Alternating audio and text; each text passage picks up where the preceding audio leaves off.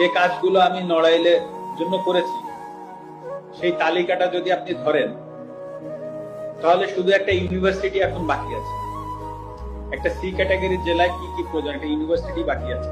আমার বাবাকেও বলে দিয়েছি যে এটার কোনো বিচার বর্তমান সরকার বা যারাই আসুক বা যারাই থাকুক বা আসুক, হ্যাঁ, তাদের কাছে আমি এটা নিয়ে কোনো বিচার চাইব।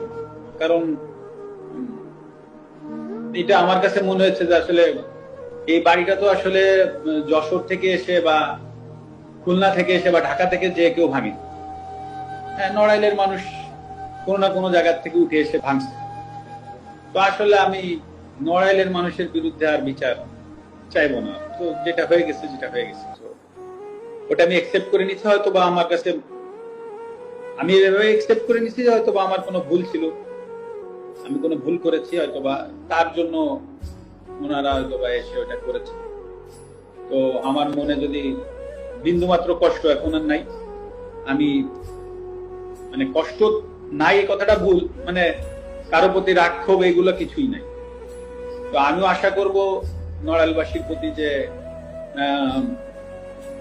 আমার কোনো ভুলে বা কোনো জায়গায় যদি কষ্ট হতে থাকে, তো আশা করি তারা তো একটা স্টেপ নিয়েছে, তারাও আমাকে এই জায়গা থেকে ক্ষমা করবে।